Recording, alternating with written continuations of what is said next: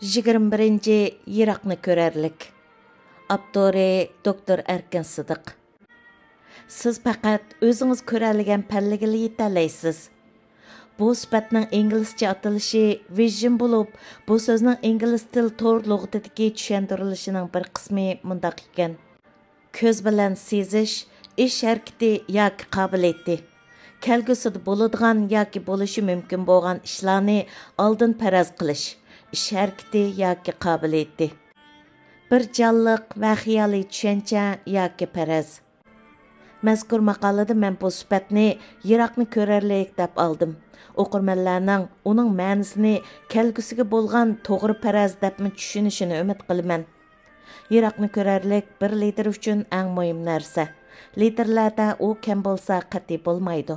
Bundaq bo'lishidagi sabab yiroqni ko'rarlik liderni yetaklaydi, nishonni ko'rsatib berdi. U odamning ichidagi o'tni tutashtirdi va uni yiqilg'i bilan ta'minlaydi, hamda odamni olg'a qarab tortadi. U bir liderga ergashadigan kishilar uchunmi bir o't tutashtirg'ichi.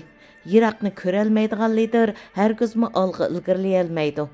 U eng ko'p bo'lgandimi faqat bir chambarakni bo'ylab aylanib yuriydi.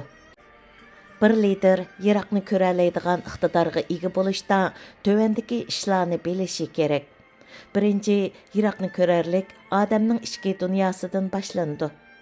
Yiroqni ko'rarlikni siz setib ololmaysiz, tilab ololmaysiz yoki oriyatga ololmaysiz.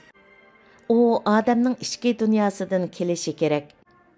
Agar sizda yiroqni ko'rarlik kamchil bo'ladigan, o'zingizning ichki dunyosini tekshirib ko'ring.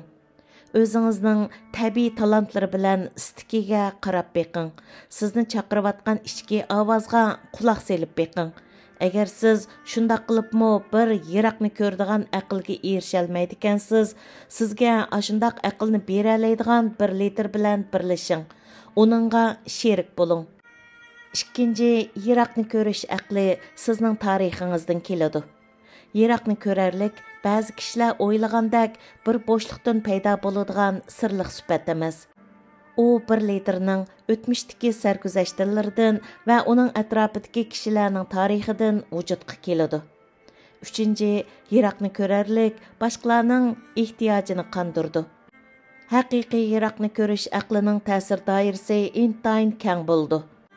U bir shaxs yarata oladigan natijalarning chegarasidan o'tib ketadi. Hamda uning haqiqiy qimmati bor bo'ladigan, u paydo qiladigan unum boshqalarni o'z ichiga elishdanmi ko'p bo'ladi. U boshqalar uchunmi qimmat yaratadi.